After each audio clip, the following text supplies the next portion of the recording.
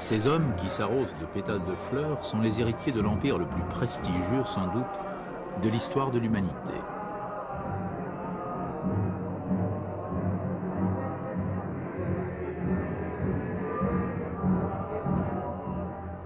Au Moyen-Âge, leurs patriarches portèrent la foi chrétienne aux populations barbares qui déferlaient sur l'Europe. Ainsi, les Slaves devinrent orthodoxes.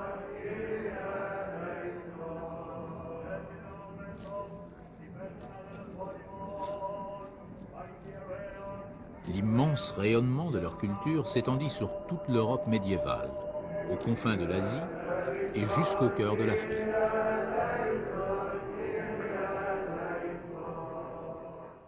C'est à Byzance, aujourd'hui Istanbul, qu'il faut chercher l'origine et le nœud de cette fabuleuse épopée.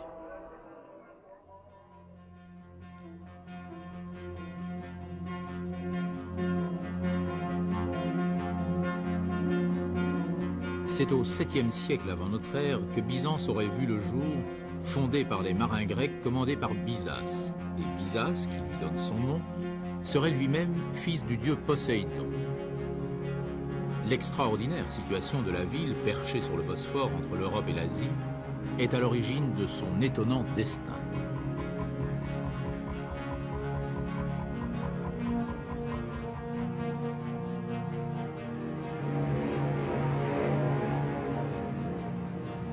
Pour Byzance, tout commence en 330 avant Jésus-Christ avec l'arrivée de l'empereur romain Constantin. Constantin s'est converti au christianisme et décide de quitter Rome, capitale païenne, pour fonder une nouvelle Rome qui sera la cité de Dieu. En 6 ans, il agrandit la ville, l'entoure de murailles, lui donne son nom, Constantinople, et construit un immense hippodrome au centre duquel trône encore aujourd'hui l'obélisque du pharaon Toutmès III. Autre vestige de cette époque, l'aqueduc de Valence. L'empereur Justinien construit une église qu'il veut plus belle et plus grande que le temple de Salomon. L'immense coupole de Hagia Sophia, prodigieuse performance technique pour l'époque, devient le symbole de la foi unique.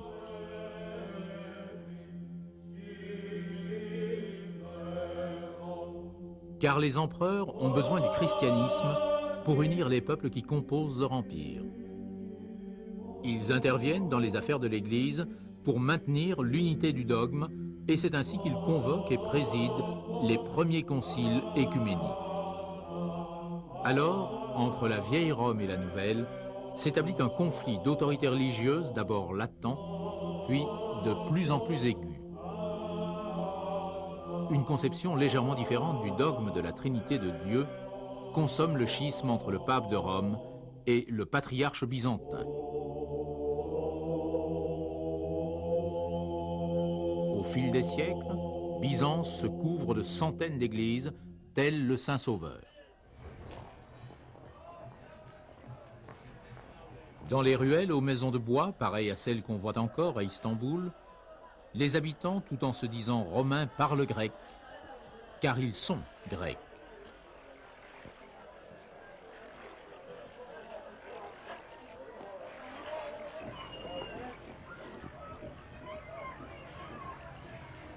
Cependant, l'Empire rétrécit sous la poussée des invasions barbares d'abord, des attaques des croisés et de l'islam ensuite.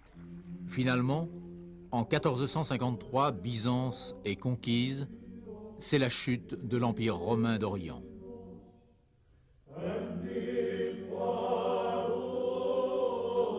Alors, pour tous les peuples dominés par les Turcs, les foyers religieux vont se concentrer dans les monastères tels ceux des météores en Grèce.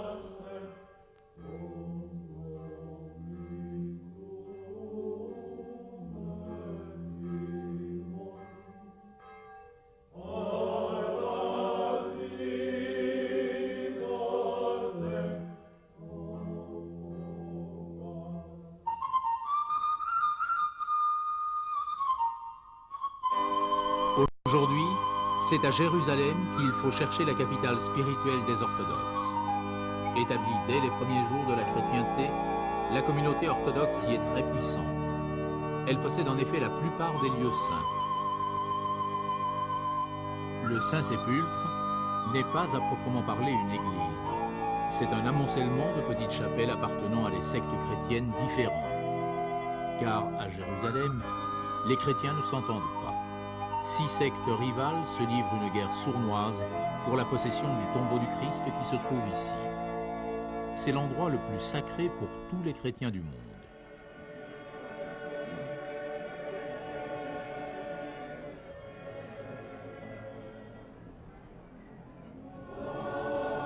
Une fois par an, le jeudi saint, les orthodoxes permettent aux franciscains latins de prier dans une de leurs chapelles.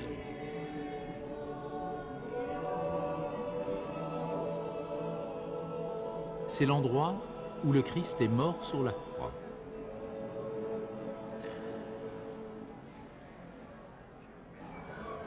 Les franciscains sont chargés de la garde des lieux saints pour l'Église romaine.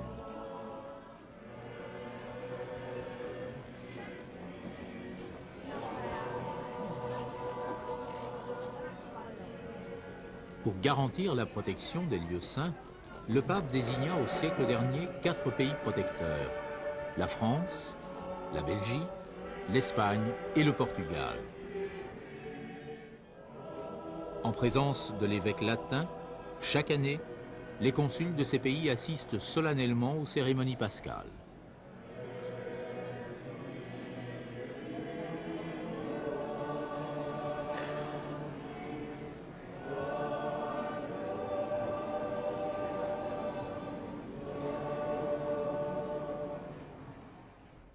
La semaine pascale débute par la grande procession des rameaux. Elle a lieu 8 jours avant Pâques et commémore l'entrée triomphale du Christ à Jérusalem.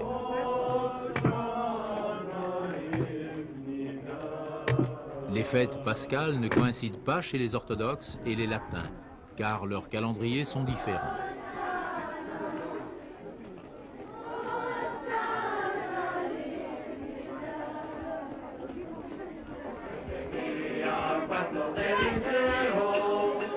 Vamos a la casa del Señor, ya están pisando nuestros pies, los umbrales de Jerusalén.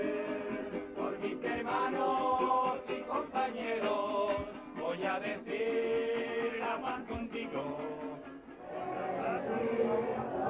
Aleluya, praise the Lord, hallelujah, praise the Lord, hallelujah. Certaines années, les dates de Pâques coïncident. Alors, pèlerins latins et pèlerins grecs se suivent en un immense cortège.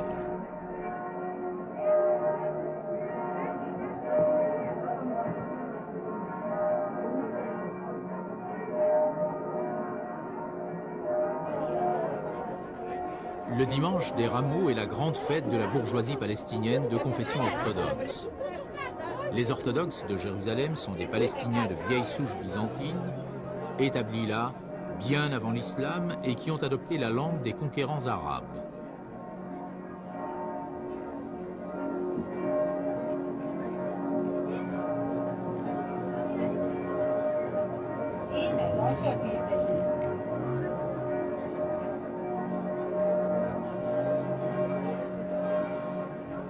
Après cette fête de la joie, commence véritablement la semaine sainte.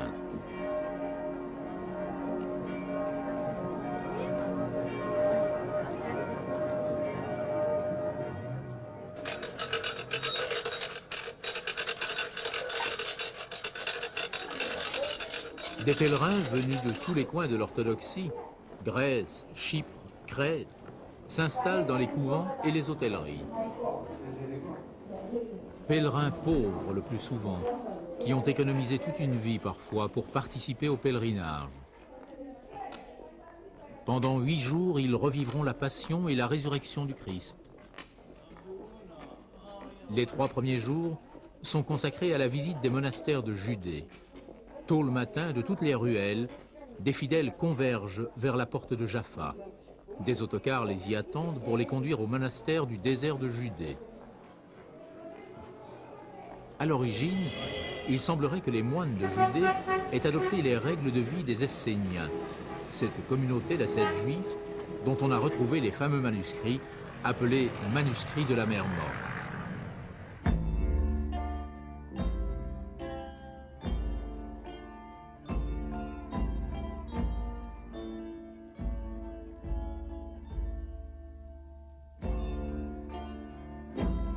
La vie communautaire de ces moines obéit à un idéal spécifiquement byzantin.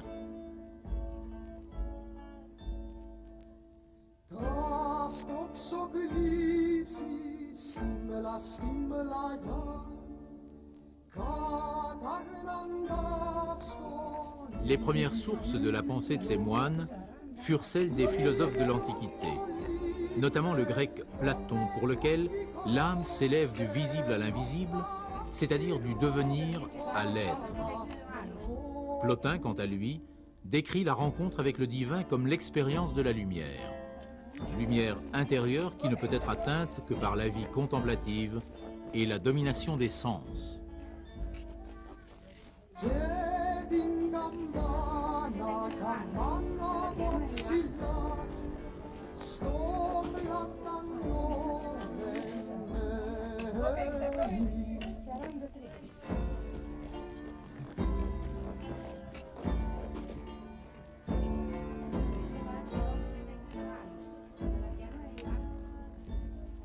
Cependant, tous les moines ne sont pas des érudits. Bien au contraire, beaucoup sont des âmes simples, touchées par la parole de Jésus lorsqu'il a dit « Si tu veux obéir au commandement de Dieu, viens, vends tout ce que tu possèdes et suis-moi. »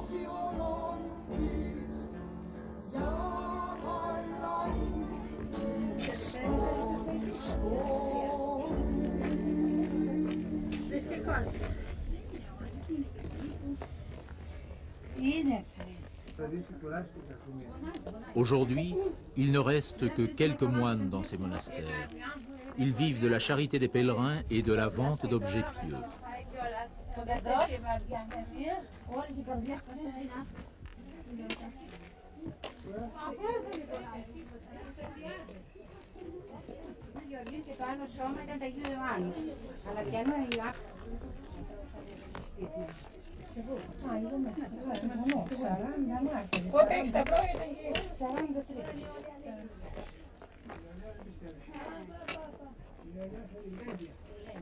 Les icônes tiennent une place toute particulière dans la ferveur des orthodoxes, d'autant plus que pendant un siècle, elles furent interdites, brûlées, brisées.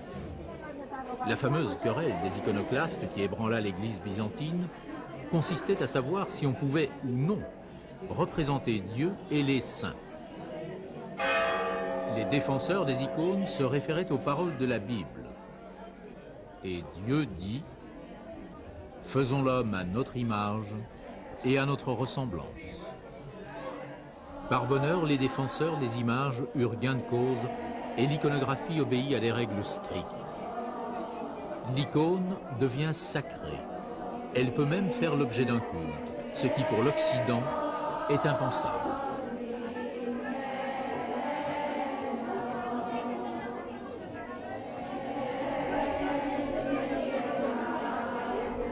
À la différence des moines d'Occident organisés en ordre, tels ceux des bénédictins, des dominicains, les monastères orthodoxes ont chacun leurs règles propres et possèdent une grande indépendance vis-à-vis du patriarche.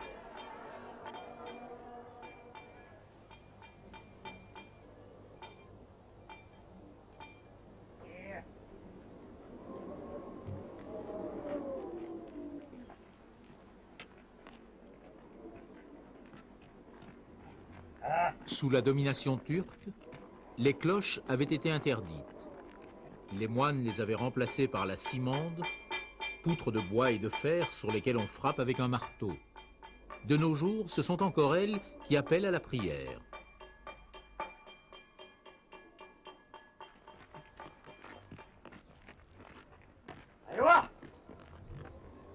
Toute la nourriture du monastère de Mar Saba doit être amenée à dos de mulet.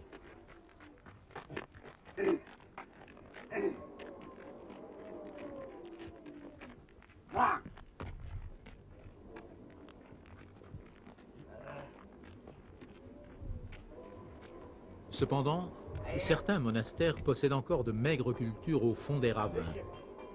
Hélas, les moines sont trop peu nombreux pour les entretenir et les pressoirs à olives sont devenus pièces de musée.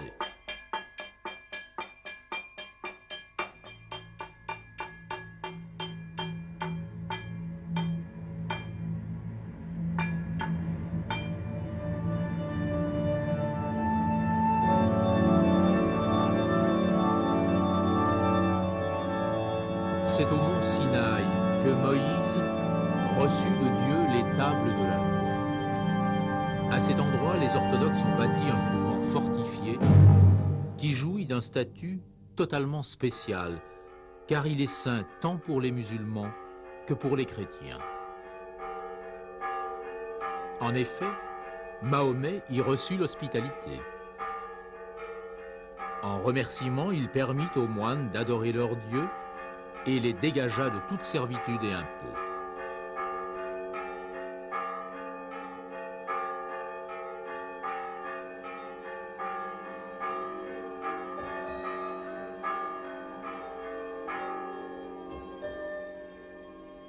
C'est ainsi que le monastère Sainte-Catherine est le seul sanctuaire chrétien à posséder une mosquée.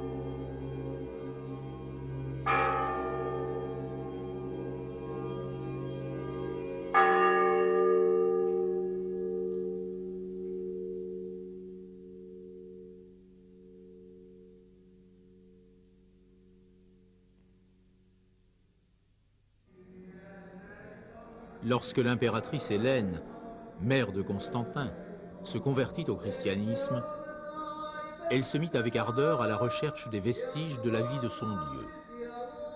Certains historiens de l'époque prétendent qu'elle découvrit 3 croix au fond d'une citerne et qu'elle reconnut celle du Christ au clou miraculeux qui y était planté.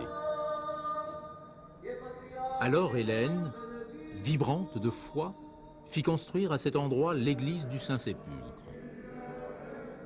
Près de l'entrée, ses femmes et ses enfants embrassent la pierre de l'onction sur laquelle le Christ a été embaumé.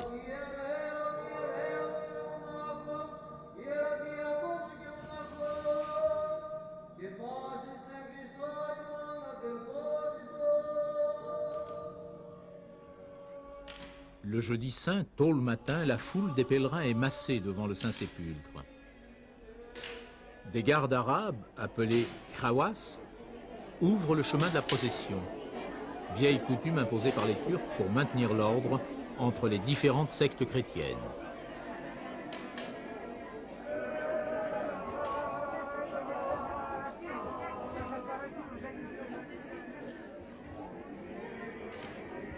À 8 heures, le patriarche apparaît sur le parvis de l'église.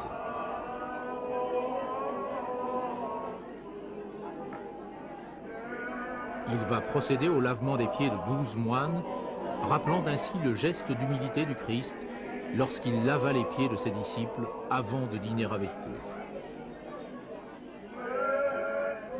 C'est au cours de ce repas, appelé la dernière scène, que Jésus partagea le pain et le vin avec ses disciples, en leur disant « Ceci est mon corps, ceci est mon sang ». Ce geste est répété au cours de la messe par le prêtre.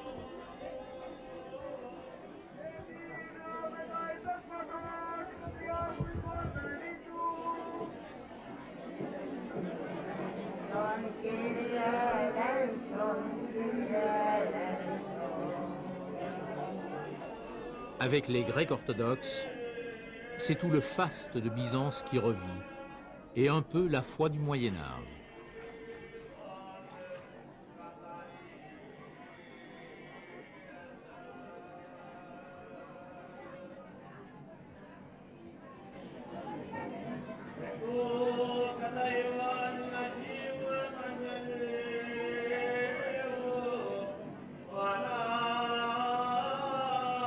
Après la cérémonie, l'eau qui a servi au lavement des pieds fait l'objet d'une grande ferveur. Le patriarche y trempe un bouquet de fleurs pour asperger et bénir la foule.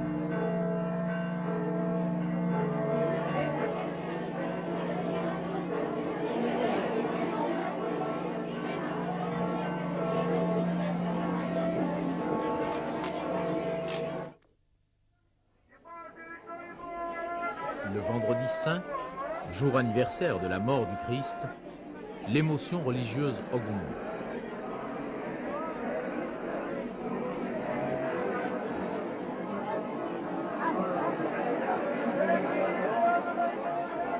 Il est difficile de contenir la foule lorsqu'un moine chargé de la croix descend la Via Dolorosa pour se rendre au Saint-Sépulcre.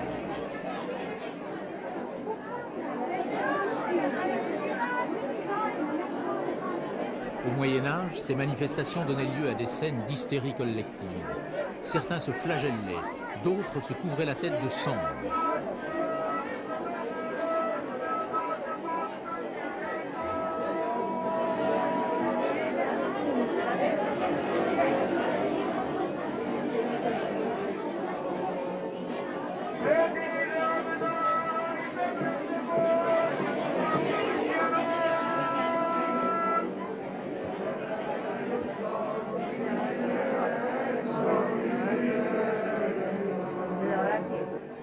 Après 3 heures de procession, le cortège arrive enfin devant le tombeau du Christ. Tombeau que 6 sectes chrétiennes se disputent. Il y a 250 ans, les querelles entre sectes étaient devenues si âpres que les Turcs décidèrent de confier les clés du Saint-Sépulcre à une famille musulmane. Aujourd'hui, cette famille possède toujours le privilège bien rémunéré de verrouiller les portes du sanctuaire et y enferme chaque soir un moine grec, un moine arménien et un moine franciscain.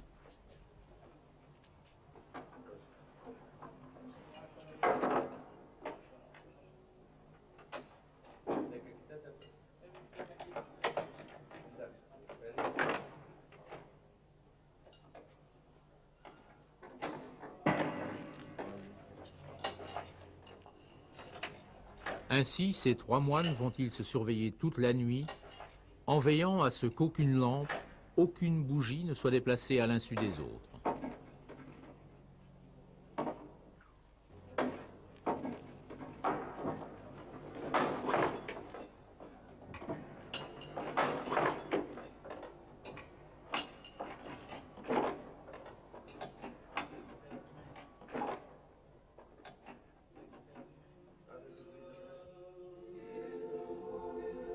Les Russes orthodoxes, qui possèdent, eux, une chapelle à côté du Saint-Sépulcre, peuvent continuer leur dévotion durant la nuit.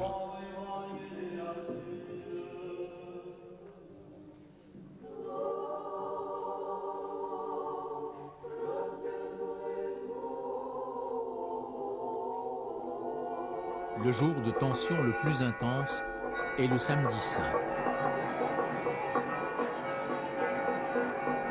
Ce jour-là, le Saint-Sépulcre est pris d'assaut par toutes les communautés dès les premières heures de la journée. Que va-t-il se passer? Chaque année, un moine grec et un moine arménien sont enfermés dans le tombeau du Christ qui se trouve au centre du sanctuaire. Voici l'instant précis où les portes se referment, tandis que tout le clergé va entamer une longue procession à travers la masse des fidèles. Fidèles qui attendent avec ferveur et anxiété que s'accomplisse un miracle, ou plutôt le miracle du samedi saint. 2 bougies ont été placées à l'intérieur du tombeau. Elles doivent s'allumer de manière surnaturelle, donc sans l'intervention des 2 moines. On dit qu'un ange descend du ciel pour accomplir le miracle.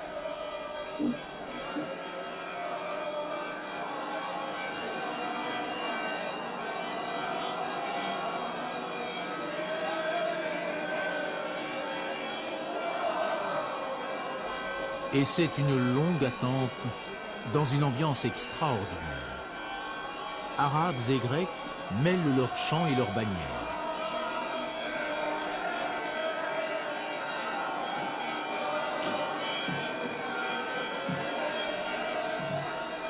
Diacres et prélats, dans un chatoiement de tiares, de chasubles d'or, tournent interminablement autour du tombeau.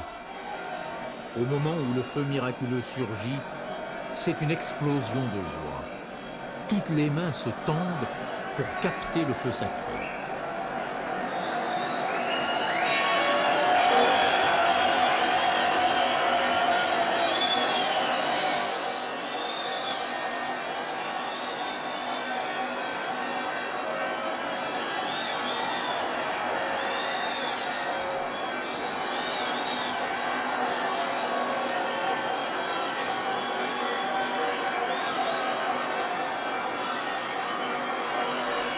La flamme se transmet de fidèle en fidèle, et bientôt des milliers de lumières brillent dans la pénombre du vaste sanctuaire.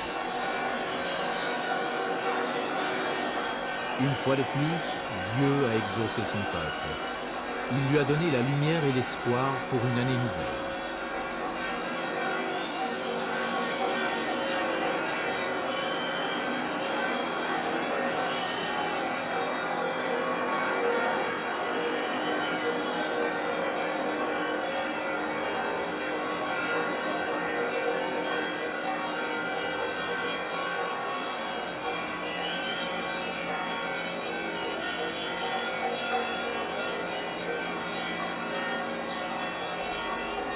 Cette fraternité des enfants d'Abraham, réalisée pour quelques instants entre sectes rivales, fait songer aux paroles de la Grèce antique, celles qu'Antigone adressait à Créon à propos de ses frères.